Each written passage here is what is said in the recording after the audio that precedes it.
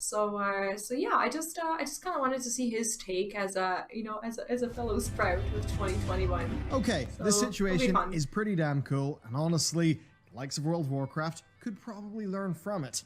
Final Fantasy XIV has that the not Gold had Saucer a music? content patch since 5.55 added some It endless is. queue quests all the way back in May. The small handful of patches Oh, I love that I now since know have this. just been minor systems adjustments and the removal of a lockout. So complete content drought until Endwalker, right? Well, usually the content gap between the final patch and a new expansion can be long and it can be brutal. Okay, guys, when was the last Shadowbringers patch? Leaving a game in a state of almost undeath until it explodes with life again. That's an almost natural thing in MMOs. Or at least we thought so. Watching FF14 over the last few months has shown us that it does not have to be that way. I could go off about horizontal progression, relic grinds, social aspects, or there being a lot of content to catch up on if you're a new player to the game. But those things are pretty damn obvious. They're just static bits of the game. They're always there, so they keep the game at this baseline. This was gorgeous. Which is great and all. To but me, it doesn't witnessing bring the the Rising same for the energy first time that was gorgeous. new content, the new things does. So, how does FF14 not have a single content patch, but still be injected with energy? Well, since 5.55, there have been 7 seasonal events. That's actually more than one per month. Now, obviously, I'm coming from a World of Warcraft background, and in WoW, to be honest, we don't put a lot of weight into our seasonal events anymore.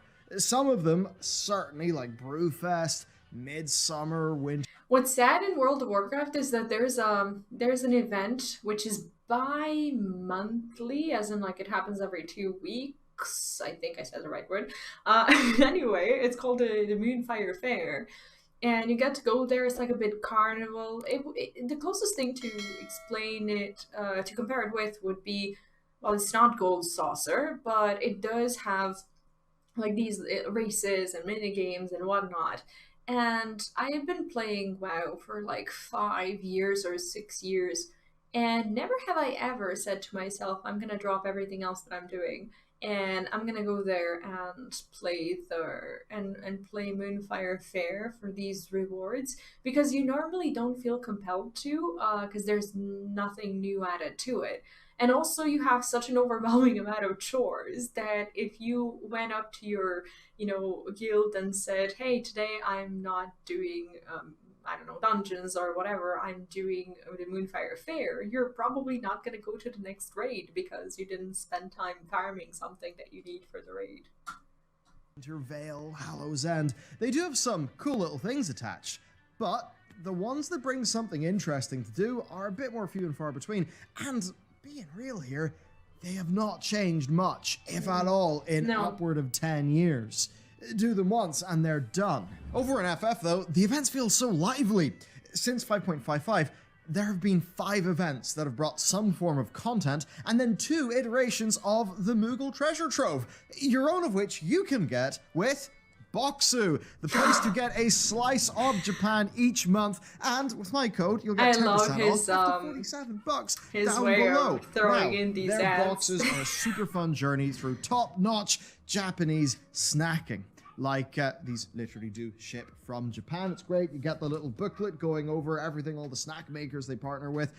The events in WoW, they look like there's a lot of them, but a lot of them you just ignore because they're either not worth doing or no one else does them, so you're just there alone, or you don't have time to do them. So it looks like there's plenty of them, but in reality, the only reason you'll ever do them is if you log into WoW every day and you do everything under the sun that's available that day. And most people don't. They do some unique treats too.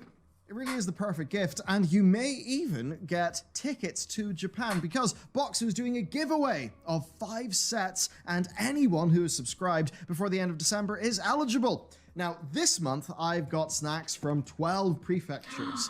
So we've got awesome stuff. These gummies, blueberry gummies, they're insane. We have yuzu, like souffle sort of thing. Delicious. And while we're on that, right, No. Yuzu pepper popcorn. No, you're This tempting is me. madness. I cannot believe that tempting me. just yuzu stuff is Stop not it. over here. Stop Really it. good.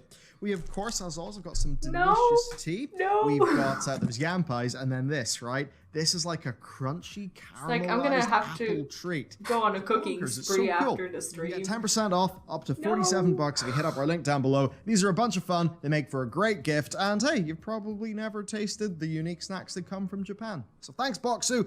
Let's go. Ate your last sweets. The first big event that man. most of the new wave of FF14 players got was the Make It Rain campaign. I actually missed it. Oh, that was so fun. For almost a month, the Manderville Gold Saucer points earned had a 50% bonus applied. And there was also a heist for people to investigate. So first up, this obviously acts as a big rallying cry for players, especially the new wave, to get lost in the Gold Saucer for a few weeks. A lot of people were introduced to the Fashion Report, which itself is a pretty damn cool little system. We lost a few good men to Chocobo Racing, and overall, it was just cool. I mean, even not being super in at the time, I remember watching the videos. Somewhat similar, actually, to a real-life fair. I suppose that's how it felt. But there's another dimension to this event as well, because everybody at the time knew that the FF15 crossover event was coming up soon, and that brought the Regalia Type G, which is the 4-seater car that can be bought with MGP. Now, this super expensive car is on the horizon, so people who had missed out on it before had all the more reason to join in and make some bank in the Gold Saucer. I had a video on farming the MGPs, or I still do have it.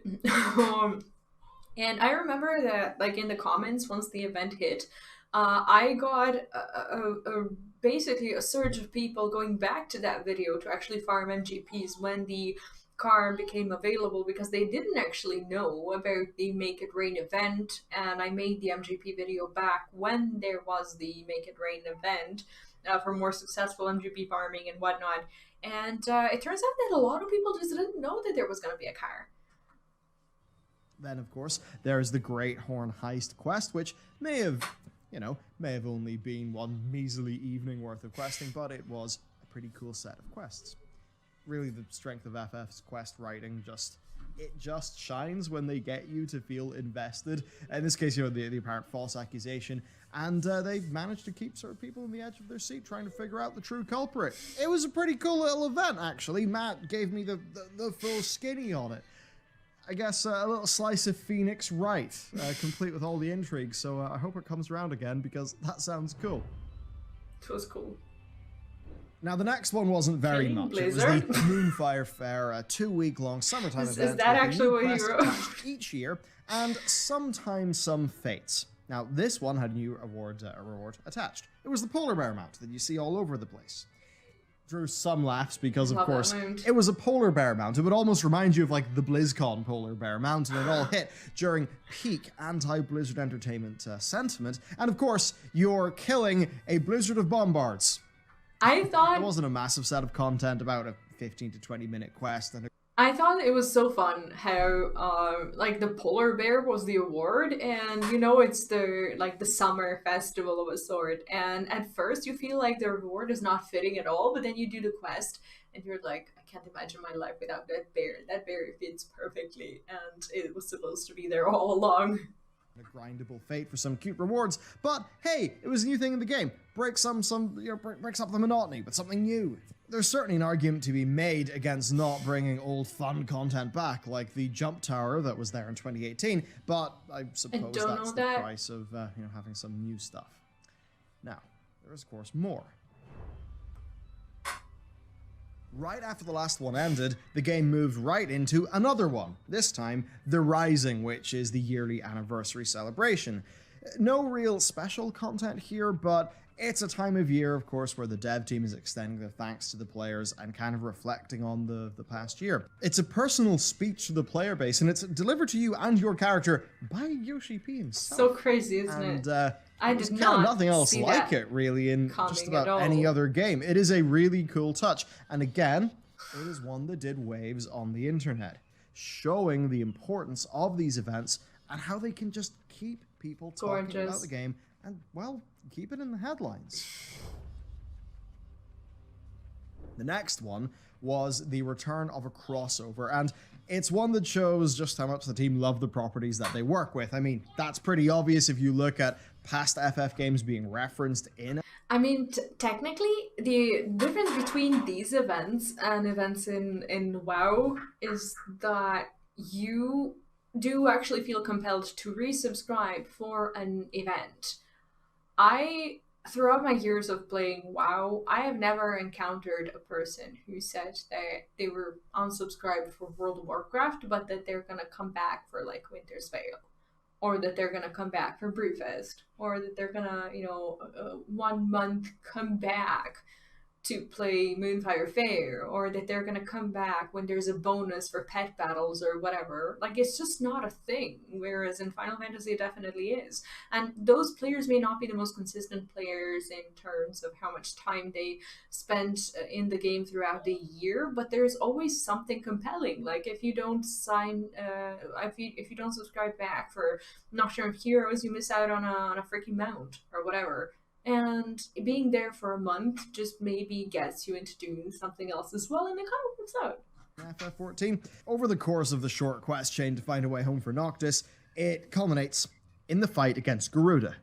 It's not our Garuda, though. It is, of course, Final Fantasy XV Garuda, because that's just one of the cool things about the FF series. Now, you can if borrow you've stuff. seen any FF15 at all, you'll have seen Noctis teleport around the place like mad with his warp strike. And because these devs all seem to love FF as much as the players do, and understand what we think is going to be cool, we get to do that as well. And the result of this is the really unique solo duty against Garuda, which is totally designed around using Warp Strike at the right time to dodge a whole bunch of her attacks and do bonus damage with Noctis.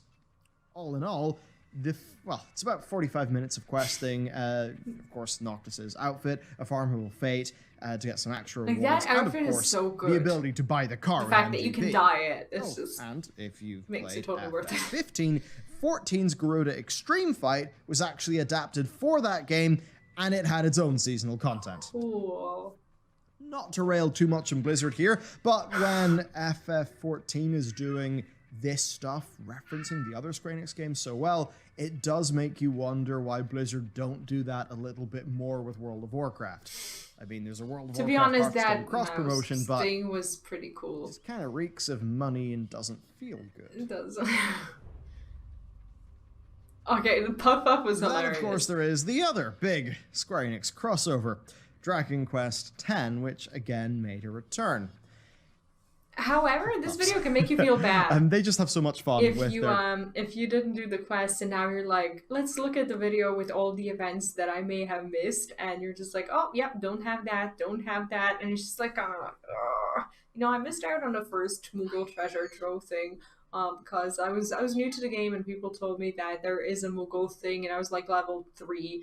Didn't even know what a Moogle is, so I was just like, whatever. And it feels bad. Nice presentation in the in-game cinematics here. It's all really cool.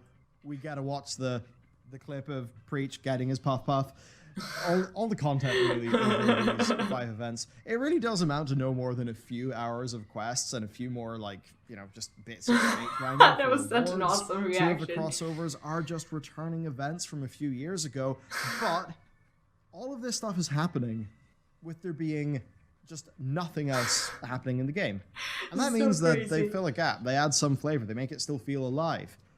And we've not even talked... And the people! Moogle events. Like, when you log in and you see all these people around the Moogle treasure doing the events same thing, are just you feel cool. the validation. The idea of adding a currency, a regular I need to get my jacket. to a whole bunch of content, and then hand-selecting a bunch of existing rewards to sell for that currency, it is a really interesting way to just throw some variety into a big cosmetic farm that I guess is the sort of thing an MMO always ends up having, and of course it keeps the queues populated.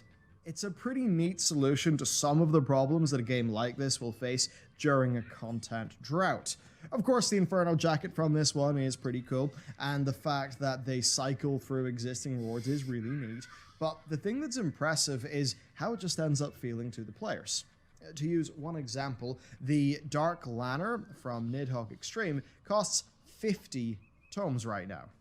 Farming him solo for the Dark Lanner itself is a bit slow, and getting a group to farm it with you can be fun, but it is also a big grind with a low drop chance. Of course, mount farming has that excellent fallback of costing 99 kills worth of totems, which you'll get one of for each kill, but the Moogle events kind of act like another fallback. Yeah, but it's also fine because in WoW, for example, you don't have that. And some dungeon you don't collect tokens to level up Warrior to White get a Mage pity was doing timer. that ahead of Endwalker.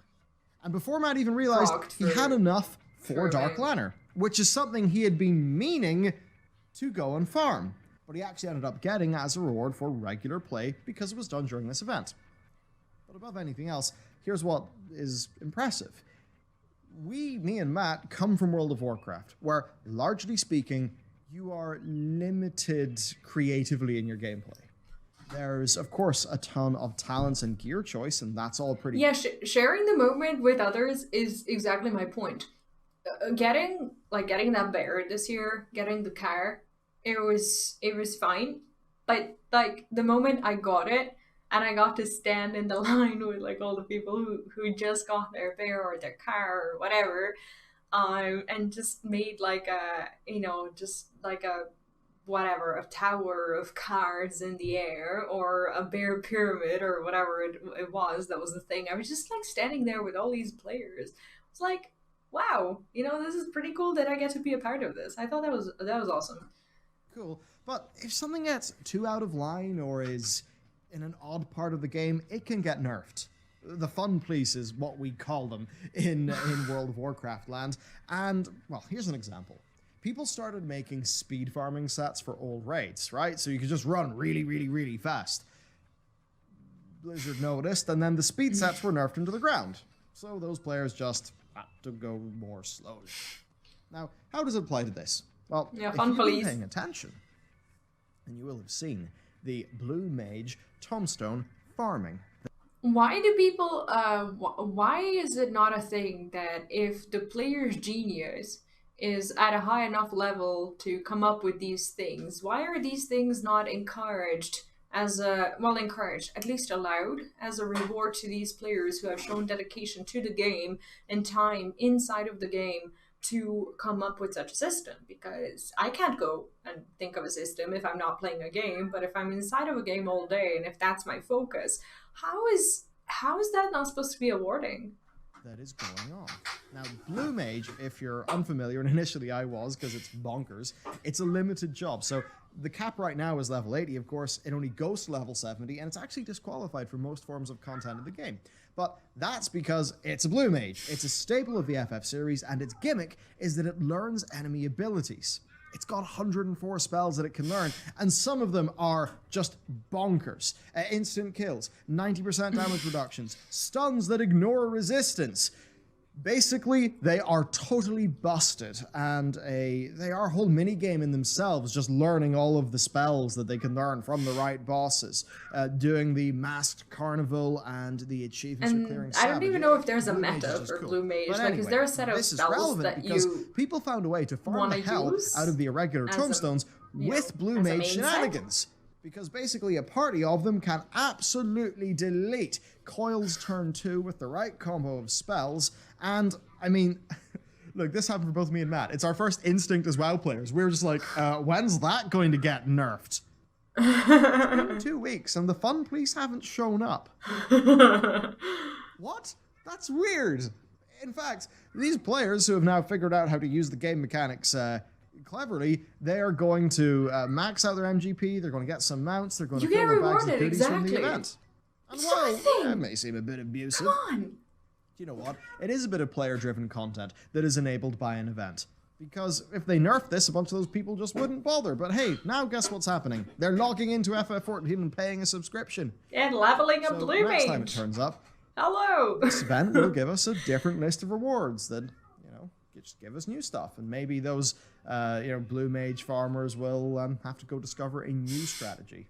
So it's a great experience for the players on basically every level. So it's a different mindset within the developers. You have, on one side, you have the developers who are looking at something that players have made, and they go into defense and put these things out of the game or nerf them or whatever, just because the certain kind of gameplay that was happening inside of the game wasn't their original intention.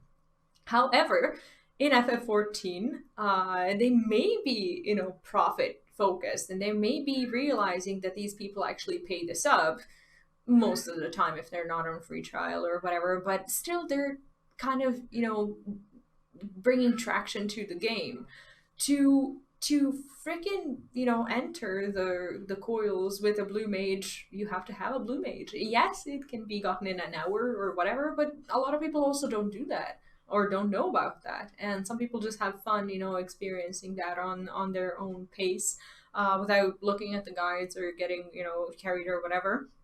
And that's the magic of it. Like, it doesn't matter that these players are getting more rewards faster. They've put in an effort to get to that point, and that should be the reward, that they can do that. A neat way to make the best of what they've got.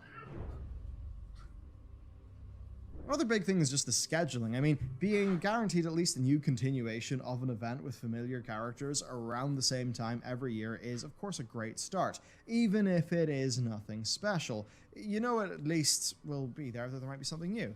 And then, of course, the crossover events, well, they are not going to be new the second or third time that they're cycled into the game, but many people will have missed them, won't have fully done them before, so it's just good that they keep on coming up. And reading how events have changed over time has also been really fun. And it's just added to this feeling that FF is an MMO that is always moving forward, and the players are just always looked after a little bit.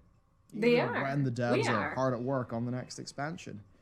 Like Yoshi P said in the Rising this year, what a pleasure it is to welcome you here again, and what a privilege that your chosen trail should run alongside mine for so long.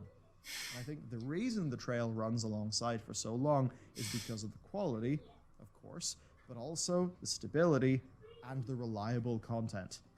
And the positive affirmation from other players who you see are showing up to that same event.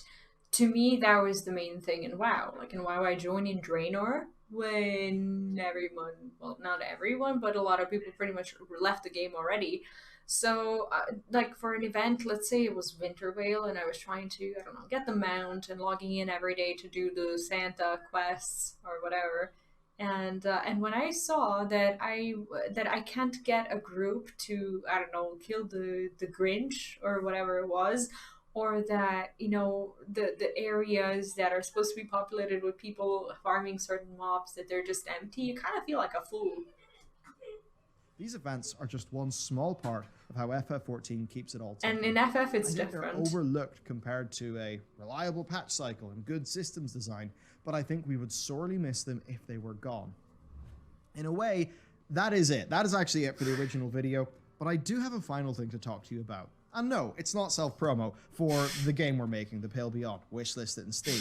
It's actually a little bit of World of Warcraft, because I remember... after the Siege of Orgrimmar, way back in the day, it was 14 months till Warlords of Draenor came out.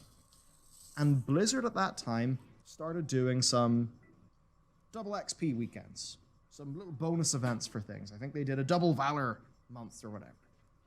And those did juice up the game a little bit. If you were rolling a new alt, you'd be like, oh, cool, I'll level faster or whatever. And while not as creative or involved as what FF14 is doing now, it helped. And that has just made me wonder. World of Warcraft has got its seasonal events. You know, the ones that are based on real-world holidays from various regions of the world. We've got Chinese New Year. There's something a little bit, in my opinion, lazy, right? And those are the mini holidays in WoW. Basically, you do the mini holidays, but you get some items, or you get to do something or wear something or whatever only during that holiday. And it just kind of sucks because it doesn't count as your regular glamour. It's kind of gated. You get it and it just sits there, or you get like a use item or whatever that you can only use during that time that, you know, makes you look like something, or maybe you get like a special, I don't know, food or beverage or whatever. But it's not really that exciting. Those are the events that could be bringing in people. Imagine if there was a mount or something attached to these, you know, mini holidays, like every year, if there was like a different one or something, like people would actually know about these mini events. I don't even know anyone who can tell me which events there are on a weekly not a weekly, sorry, on a yearly level, and there are plenty of them. People just don't know about it because they don't care, because they're not incentivized. We've got, I guess, Christmas. We've got, you know, summer, Halloween, all these things. But they've been left to languish. And it's something that came to me maybe a week ago when I was actually thinking about this very video and about FF14. If Blizzard did a World of Warcraft expansion, and they said that one of their major features was that every single holiday event in the game was getting a massive amount of work done, then I would think to myself, okay, so not only is the expansion going to come out, not only am I going to get some patches, but I'm always going to get a cool event. A new thing every month. And when we tie that to the core fundamental business model of an MMORPG... See, these things like March of the Tadpoles, Volunteer Guard, or whatever, you just, you know, like, okay, a spring balloon festival, right? You get to ride around in a balloon and just like look at the sightings or whatever during that time. But like, that's it. You just hop on around and you look at it. And it's fine, you know. I love vistas. It's not a bad event, but like it's just dumb how you never get anything. Their financial interest to do so. So this is a way to praise Final Fantasy XIV, but also it's a way to say, hey Blizzard, I think this is something that you guys should take a look at. See if you could do it a little bit better.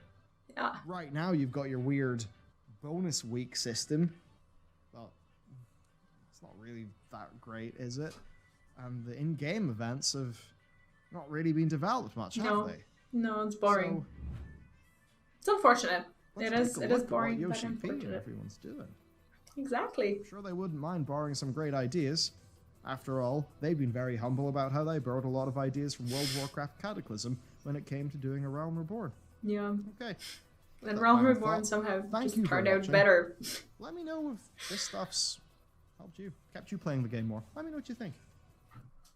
Oh, it helped me play the game more, and, you know, help me stay in the game is not just, you know, the channel, but you guys, friends, and just people who I get to do stuff with, and it's just that's pretty much what it is. And